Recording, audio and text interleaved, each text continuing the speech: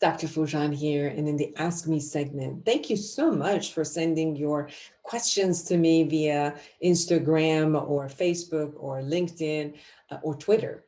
And the last question that I have from you was, how do I let go of unwanted behavior or disruptive behavior, some bad habit that I have?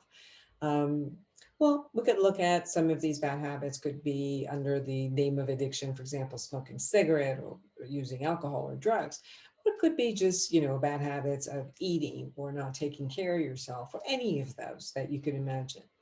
Habits usually form because we're doing a behavior continuously. And obviously, that behavior in some form started giving us some pleasure. So it had a function in our life. That's why we chose it, whether the function was creating comfort or joy or happiness or alleviated some of the uncomfortableness or took away the emotions we didn't want or created adrenaline for us when we were doing it or definitely had a function. So as we're going through this conversation, please pick up a habit that you don't like and see, when did it start and what was the point for it when it started? What were you gaining out of starting that habit? And what happened that you decided to do it over and over and over again? Because when it's a habit, that means it is continuous.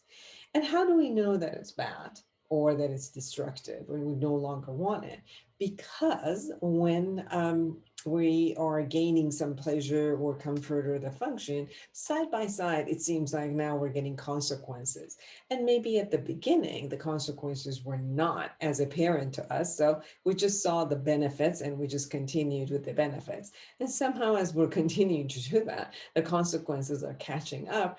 And therefore, we need to stop because now apparently the consequences are higher than the amount of pleasure that is there. So, whatever reason we did this for, we might need to find a replacement for it a little bit healthier than what we're doing. So, identifying why we're doing what we're doing, what does it fulfill in us, is a very important factor. So, begin journaling.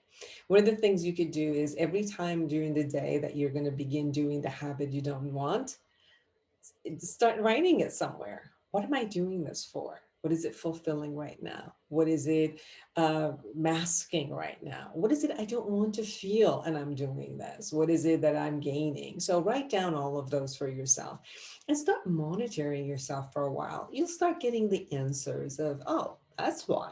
And it might have a different function at different times. I remember when I was smoking the cigarette, sometimes it was because I wanted to calm myself, sometimes because I wanted energy, sometimes it was a transition between seeing clients and having, another client, sometimes it was a rest, sometimes it was just pleasure, sometimes it was just because it's Monday, pretty much. And it was just a habitual, like every time I sat in a car, I had to smoke. Every time I had a drink, I had to smoke. Every time I finished my food, I had to smoke. Every time I was talking to a friend, I had to smoke. So it was this really finding out which one of it was just habitual because I had done it so much that it got associated with something, another behavior, or was it because I was dimming of emotion or wanting to produce an emotion?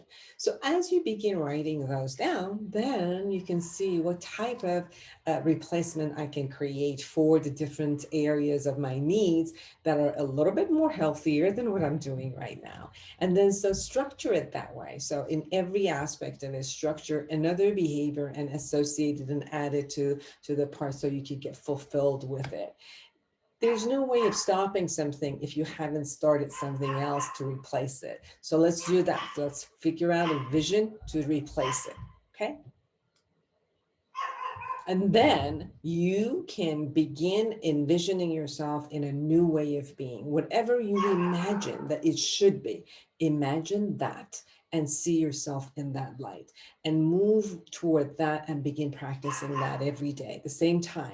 So new habits will become part of you. And that's where you can shift the habit without making yourself wrong or assigning any negativity to yourself. Thank you for listening.